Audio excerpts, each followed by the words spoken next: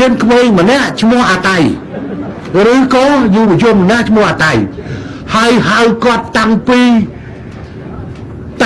100ឆ្នាំមុននៅតាអាតៃ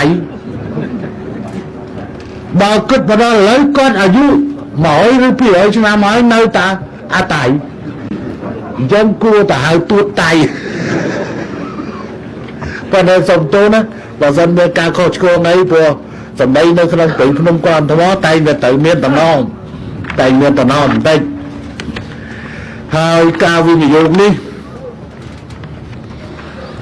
ក៏បានប្រើប្រាស់ទឹកប្រាក់250លាន55លាន3សែនដុល្លារសម្រាប់ក្នុងនោះគឺសម្រាប់វារីអគ្គិសនីនេះ199លានអានឹងនិយាយលេខគាត់ស្ទើរ200លានខ្វះតែ30000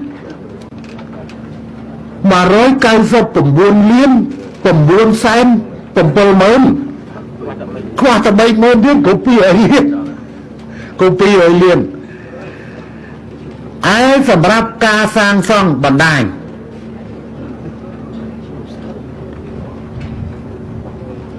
អនុស្ថានីយ៍រួមអូសោមនិងខ្សែបណ្ដាញទៅពោធិ៍សាត់អស់53លាន3សែន30000ណែអានឹងសម្រាប់ខាងផ្នែកការវិនិយោគហើយរយៈពេលនៃការវិនិយោគហ្នឹងគឺថា34ឆ្នាំរយៈពេលសាងសង់30ឆ្នាំ4ឆ្នាំនិងរយៈពេលអាជីវកម្ម30ឆ្នាំបន្ទាប់ទៅគឺនឹងបកគលមកឲ្យរដ្ឋាភិបាលរបស់យើងឬរដ្ឋាភិបាលរបស់យើងរដ្ឋរបស់យើងនឹងទៅធ្វើជាម្ចាស់នៃគម្រោងនេះ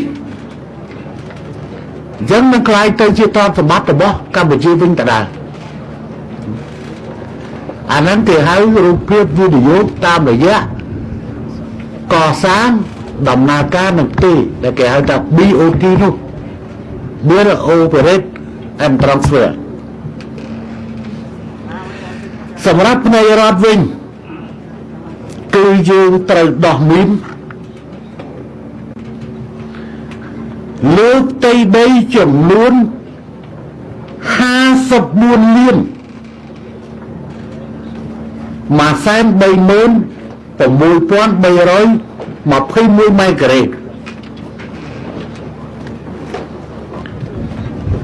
ដោយត្រូវប្រើប្រាស់ថវិកា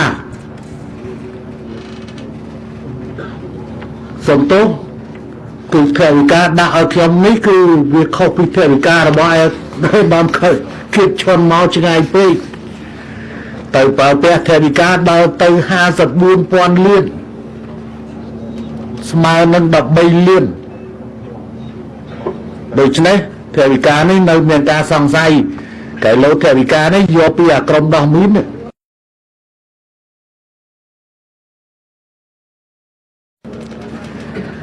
យើងបានចាយអស់នៅថវិកា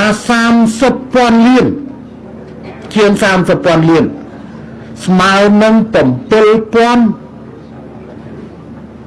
លាន5សែនដុល្លារអាមេរិកគិតត្រឹមថ្ងៃធ្នូឆ្នាំ2011ជាមួយនេះដែរក្រសួងសេដ្ឋកិច្ចហិរញ្ញវត្ថុ